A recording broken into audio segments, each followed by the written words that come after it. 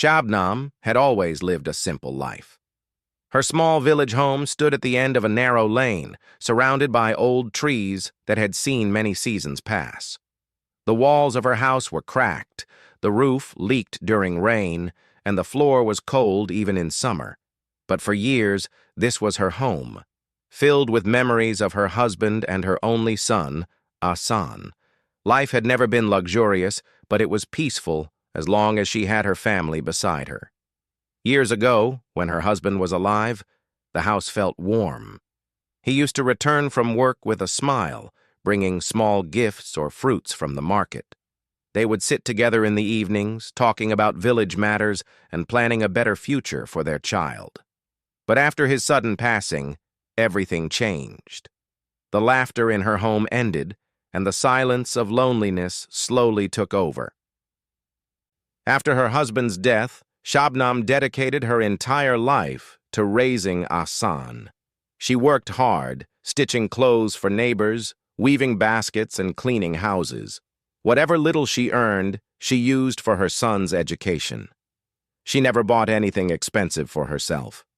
For her, every dream was connected to Asan. She thought, if my son becomes successful, my life will be complete. When Asan grew up, he was a smart and hard-working boy. Teachers praised him, neighbors admired him, and Shabnam watched him with pride. She had only one wish, that her son would live a happy life. After completing his studies, Asan moved to the city to find work. Shabnam supported him with her prayers and whatever money she could save. When he got his first job, he called her with excitement, saying, "Ami, I will make you proud." That day, Shabnam cried out of joy, thinking her sacrifices had finally paid off. In the beginning, Asan visited often. He brought groceries, medicines, and sometimes small gifts like shawls or slippers. He would sit with his mother, listening to her stories, eating her homemade meals, and sleeping peacefully in his old room. The house felt alive during those visits. But as time passed, those visits became less frequent. Work pressures, city responsibilities, and then marriage changed his routine. Shabnam didn't complain. She understood the city life was busy. She told herself, he must be tired, I shouldn't disturb him. She waited patiently, months after months, hoping to see him again. Whenever she heard a bike stop outside, she rushed to the door thinking it was her son, but most of the time, it was a neighbor or a passerby. Still, she kept hope in her heart. Her neighbors often asked, "Shabnam Baji, when is your son coming?" She smiled softly and replied, "Soon, inshallah. He must be busy." But deep inside, her heart ached. The house felt empty without Asan's voice. She missed the way he used to laugh, the way he called her Ami, and the way he used to rest his head on her lap after a long day. She survived by doing small tasks, washing clothes for families, mending torn shirts, and preparing pickles to sell in the market. But age was catching up. Her eyesight was getting weaker, her back hurt constantly, and her hands shook while sewing. Still, she worked because she didn't want to ask anyone for help. She believed, as long as I can work, I will manage. Winter arrived earlier than expected that year. The wind was colder, the nights were longer, and the village seemed quieter. Shabnam struggled to stay warm. She had only one thin blanket, and her small stove often ran out of wood. Sometimes she slept sitting up because the cold made her bones ache. The villagers knew she lived alone, but they had their own families to care for. Some helped her when they could, but most days she fought the cold on her own. Despite her health problems, she never stopped praying for her son. Every night she sat on her prayer mat and whispered, "Ya Allah, keep my son safe, give him success, and if it is your mercy, bring him to me." She didn't pray for money or comfort. She only prayed for his presence. One evening, as she was trying to light her stove, she felt a sudden dizziness. Her hands slipped, and she sat on the floor, breathing heavily. Her heart felt weak. and her body trembled from cold and hunger. But after a few minutes, she gathered strength and stood up slowly. She whispered to herself, "I have to manage. There is no one else." She didn't want to trouble the neighbors. Days passed, and the winter grew harsher. The wind howled through the cracks in the walls. Shabnam's fingers, numb from cold, struggled to complete the sewing work. Her health was getting worse, but she refused to stop working. She believed Asan might visit soon, and she wanted to finish the clothes she had promised.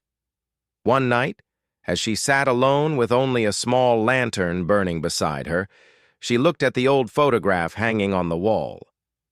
It was a photo of her son when he graduated. She touched the photo gently and said, "Asan, my son, do you remember your mother?" Her voice broke, but she wiped her tears quickly. She did not want her sadness to weaken her faith. In the city, Asan was living a comfortable life.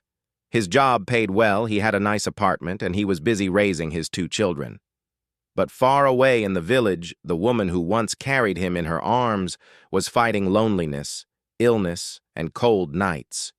She had given him everything she had, her youth, her strength, her dreams.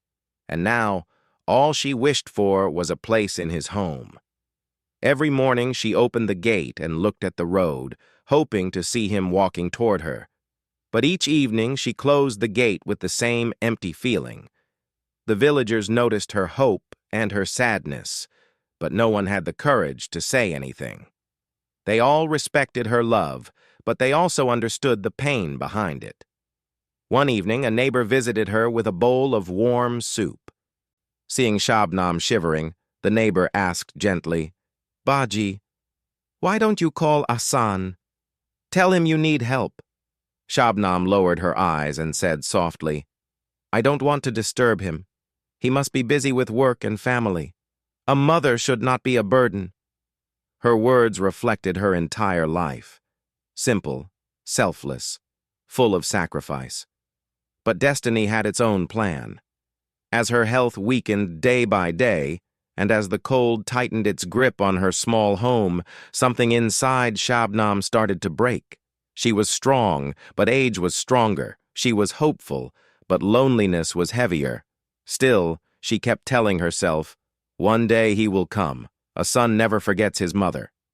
Little did she know that soon, circumstances would force Asan to return to the village, and she would finally speak the words she had held in her heart for years. Asan's life in the city was very different from the simple life he had grown up in. The tall buildings, bright lights, and busy roads had slowly become his world. He lived in a neat apartment on the 4th floor of a modern building. His wife, Mina, managed the home, and his 2 young children filled the place with noise and energy. From the outside, his life looked perfect.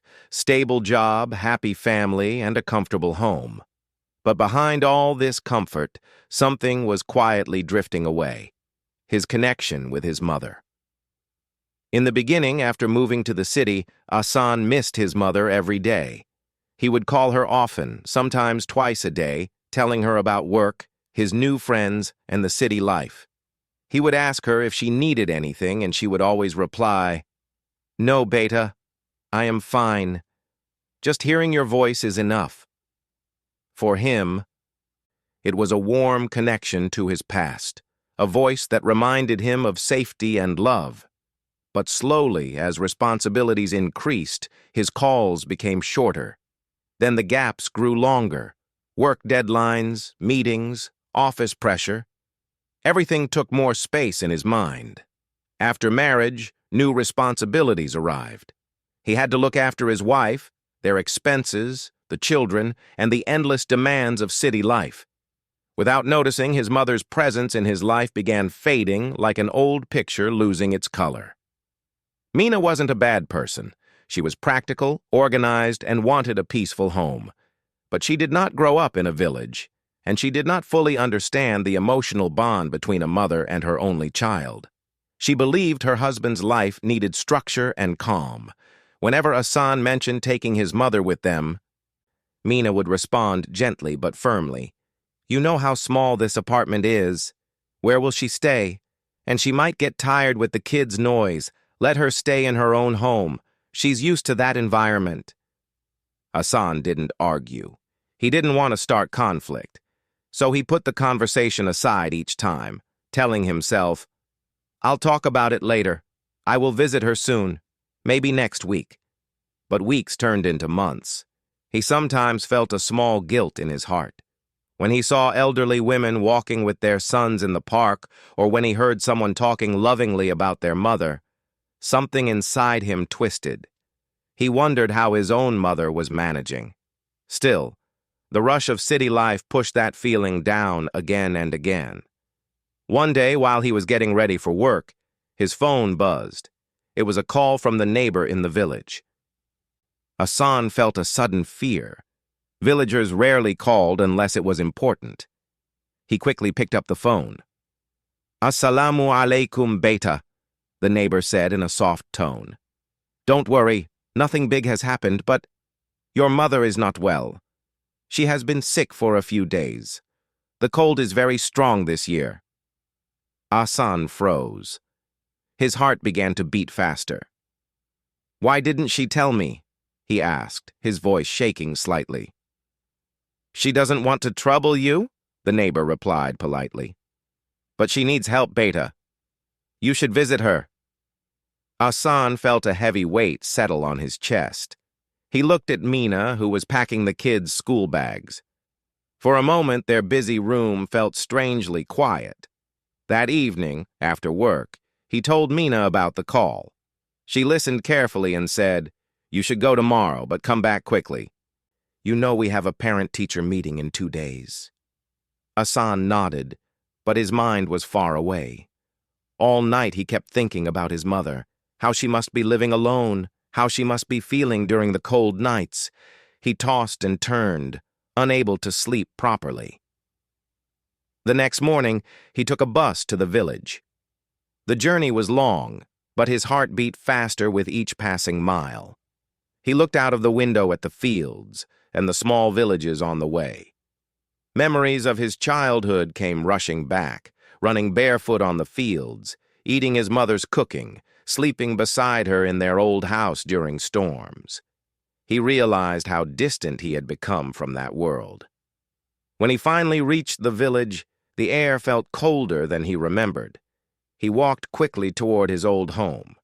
The street was quiet, and the trees swayed lazily in the wind. As he reached the front gate, he noticed how old and rusty it had become. He pushed it open and stepped inside.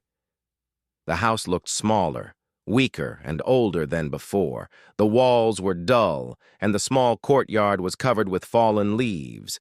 He felt a deep pain in his chest. How long had his mother been living like this? He knocked on the door gently. After a moment, the door opened slowly, and Shabnam stood there. She looked fragile, with tired eyes and pale skin. But the moment she saw her son, a deep, warm smile spread across her face. Hassan, my son. Her voice trembled. Hassan felt his throat tighten. Ami, how are you? He asked softly. I am fine, beta, she replied, touching his face lovingly. It was a lie, but a mother's love often hides her suffering. He stepped inside, noticing how cold the room felt. The stove wasn't lit, and there was no warm blanket on the bed. His chest tightened again with guilt. They sat together, and for a long moment, neither spoke. Hassan looked around, seeing the cracked walls, the worn-out utensils, and the weak lantern. He wondered how he had allowed so much distance to grow between them. After some time, he asked, Ami, why didn't you tell me you were sick? She smiled softly. You are busy, beta. I didn't want to bother you. Those simple words struck him like a heavy stone. He realized how much she had silently endured. He stayed with her the entire day. He made tea, fixed the stove, and brought medicines from the village shop. Shabnam watched him quietly, as if she didn't want to blink and miss a moment. She kept touching his arm, checking if he was really there. It had been so long since she had felt the comfort of having her son beside her.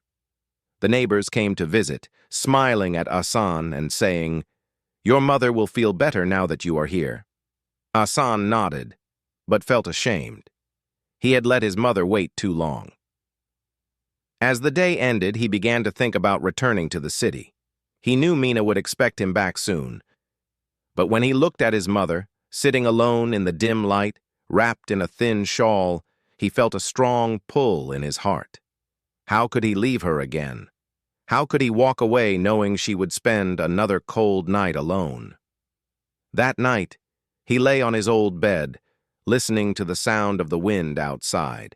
He could hear his mother coughing softly in the next room. Each cough felt like a tap on his heart.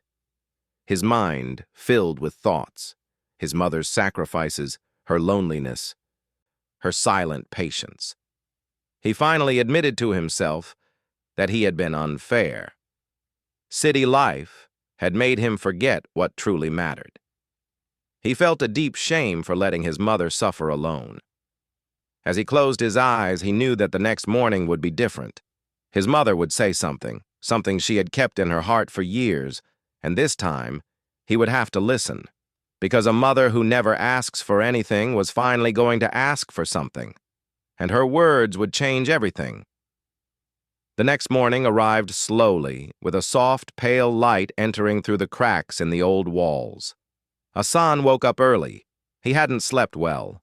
Every time he closed his eyes, he saw his mother's tired face, her thin hands, her cold room, and the quiet pain she tried so hard to hide. He sat on the edge of the bed, running his fingers through his hair, wondering how he had allowed life to drift so far away from the woman who raised him. He walked outside and saw her sitting near the small clay stove, trying to light it. Her hands were shaking slightly, and he could see how even simple tasks had become difficult for her. Without saying anything, he rushed to her side and took the matchbox gently from her hands. "Ami, let me do it," he said in a soft voice. Shabnam looked at him with a smile that held both love and a little bit of surprise. "You woke up early, Beta," she said. "I thought you would sleep a little more." Hassan shook his head. "I couldn't sleep properly." She didn't ask why. She already knew the reason. A mother always knows. After lighting the stove, he made tea for both of them. As they sat together, sipping the warm drink, the silence between them felt different, heavy, meaningful. Shabnam kept looking at her son as if trying to memorize his face again, trying to fill the emptiness that grew inside her during the long months of separation. Hassan noticed her gaze and felt guilty. "Ami," he began. But he didn't know what to say next. How could he explain his absence?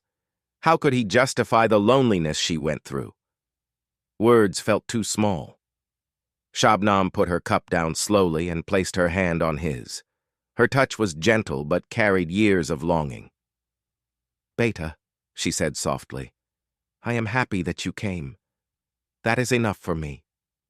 Her words were simple, but they made Hassan's chest tighten.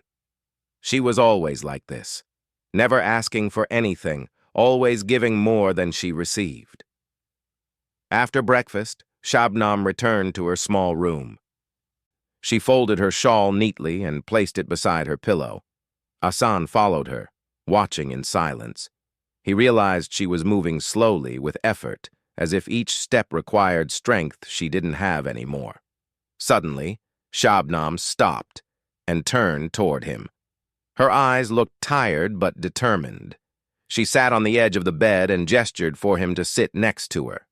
Hassan sat quietly, feeling his heart beat faster. He sensed something important was coming. For a moment, Shabnam didn't speak. She looked at her room, the old wooden chair, the cracked mirror, the small cupboard, and the fading photograph of her husband. These things had been her world for years. Then she looked back at her son, gathering courage that she had never used before. "Hassan," she said softly, her voice trembling slightly. "Can I ask you something?" Hassan felt his heart sink. He nodded slowly. "Yes, Ami. Anything." She took a deep breath. Her eyes filled with emotion, but she kept her voice steady. "Beta, I don't want money. I don't want gifts. I don't want anything except one thing." Hassan waited, his throat tightening. Then she spoke the words she had carried in her heart for years, words that were heavy with pain and hope. "Take me in, Beta," she whispered. "Take me with you. I will do whatever you ask, but please don't let me live alone anymore." Hassan froze. The words hit him harder than he expected. They echoed in the room, sinking deep into his heart. Shabnam continued, her voice breaking with emotion. "I am growing old, and the nights are long. I try to be strong, but sometimes I feel scared. Sometimes I feel like my body won't listen to me anymore. And every night, I pray that one day you will come and take me home with you." Tears gathered in Hassan's eyes, but he blinked them away. He didn't want his mother to see him like that. "I don't need comfort," she said quietly. "Even if you give me a small corner in your home, I will live happily. Even if I have to cook, clean, look after the children, I will do everything. Just don't leave me alone anymore." Her hands trembled as she spoke. She wasn't complaining. She wasn't accusing him. She was simply pleading, gently, softly, with the deepest sincerity a mother could ever carry in her voice. "Ami," Hassan whispered, but his voice broke. "I know city life is busy," she continued. "I know your wife has responsibilities. I don't want to create problems for anyone. I just want to be near you, to hear your voice every day, to see your children, to feel like I still have a place in your life." Hassan bowed his head. He felt ashamed, deeply ashamed. How had he allowed his mother to reach this point? How had he become so busy that he didn't notice her loneliness? He looked at her face, lined with age, softened with love, warmed with hope. A face that had smiled through hardships, cried silently through losses, and always remained patient for the sake of her son. He remembered his childhood, how she carried him on her back when he was sick, how she stayed awake all night when he had a fever, how she saved money from her sewing work just to buy him school books. She had sacrificed her dreams so he could create his own. And now she was asking for only one thing, a place in his home, a corner in his life. But Hassan also knew the reality of his life in the city. He knew Mina wouldn't be happy. He knew space was limited. He knew the children were active and loud. Bringing his mother home would change everything. He sat still, torn between his mother's plea and the life he had built in the city. Shabnam noticed his silence. She lowered her eyes and smiled sadly. "It's okay, Beta. If it is difficult, don't worry. I will manage here." Her voice was soft, but her words carried heartbreak. "No, Ami," Hassan said quickly, his voice filled with guilt. "Please don't say that." She placed her hand on his cheek gently. "I just want to be where you are. That is all." At that moment, a neighbor walked in, carrying some warm bread. She greeted them and placed the food on the table. Then she looked at Hassan and said quietly, "Your mother needs care. Beta." She won't say it, but she needs someone by her side now. Hassan looked at the neighbor, then at his mother, then at the small room that held so many memories and so much pain. His heart felt heavier than ever. Shabnam didn't speak again. She had said everything she needed to. She simply looked at her son with hope, hope that had survived many years of waiting, hope that made her eyes shine despite the weakness in her body. Hassan sat beside her for a long time, holding her hand. He didn't know what to say, but he knew one thing clearly. His mother's plea would never leave his heart. It was a moment that would stay with him forever, a moment that would change everything. Hassan sat with his mother for a long time after she spoke those heart-touching words. The room felt silent, as if even the air had stopped moving. He held her hand gently, feeling how thin and light it had become. The hand that once carried him, fed him, protected him, and comforted him was now trembling with age and weakness. He felt a deep ache inside his heart. No matter how many excuses he had made in the past, nothing could justify the loneliness she had lived through. Shabnam didn't speak again. She had said everything she needed to say. Her eyes were calm now, as if a heavy burden had finally been lifted from her heart. She looked at her son with a soft, hopeful expression, waiting for whatever answer he would give. She wasn't demanding anything. She was simply wishing for a little space in his life, a little warmth in her old age. Hassan wanted to promise her everything. He wanted to say, "Ami, you will never be alone again." But the truth was complicated. His mind was full of worries. He knew that taking his mother home would not be simple. His apartment was small, and Mina was strict about maintaining order. She liked things clean, quiet, and organized. She often said she didn't want any extra responsibilities, and Hassan knew that convincing her would be difficult. But as he looked at his mother, sitting on the edge of her bed with tired eyes and a soft, fragile smile, his worries felt small. He realized that life was giving him a test of heart, a test of duty, a test of love. He finally said, "Ami, I will talk to Mina. I will explain everything. You won't be alone anymore. Not after this." Shabnam's eyes filled with tears, but she quickly wiped them away.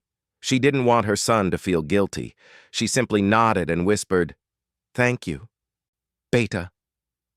Hassan spent the rest of the day cleaning the house, repairing small things, and warming food for her. The villagers watched him with gentle smiles. It had been a long time since they saw a mother and son together in that house. Some brought fruits, others brought warm blankets. They cared for Shabnam, but they all knew the comfort of a child could never be replaced by neighbors.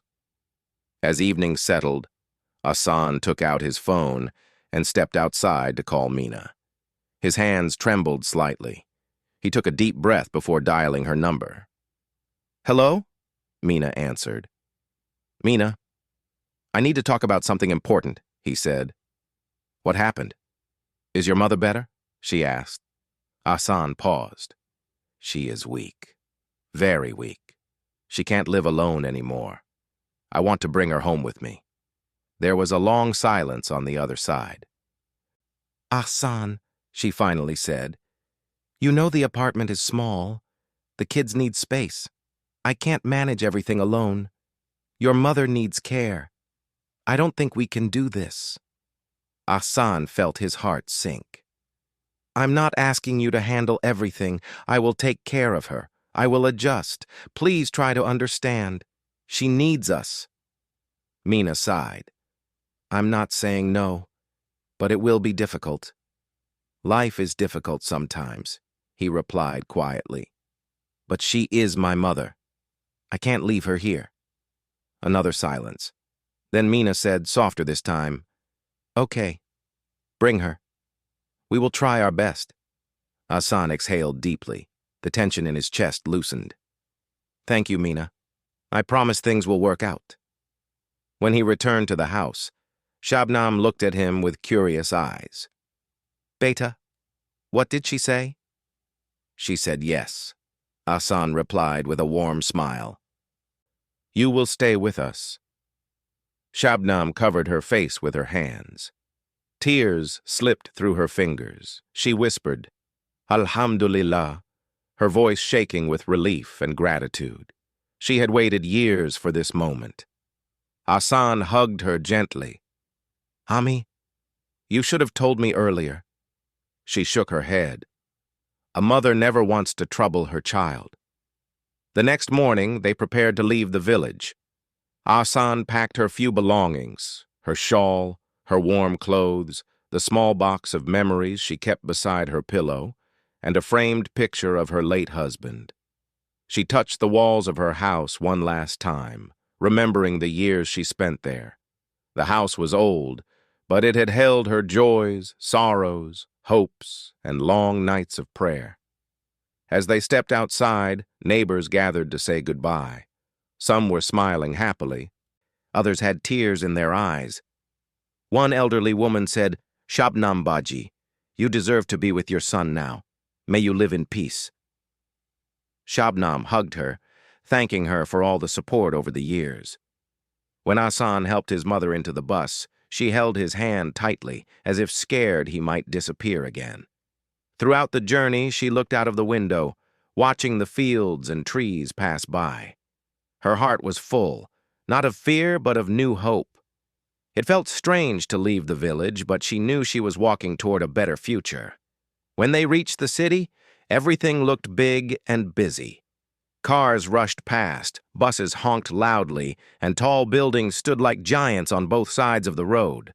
Shabnam felt overwhelmed, but she stayed close to her son, trusting him completely. At home, Mina welcomed them with a polite smile. Shabnam greeted her warmly. The children ran to their grandmother excitedly. They had met her only a few times before, but children always recognize love. They hugged her legs and asked her many questions. Shabnam laughed softly, feeling a warmth in her heart that she hadn't felt in years. Mina had cleaned the extra room. It was small, but cozy. "You can stay here, Ami," she said.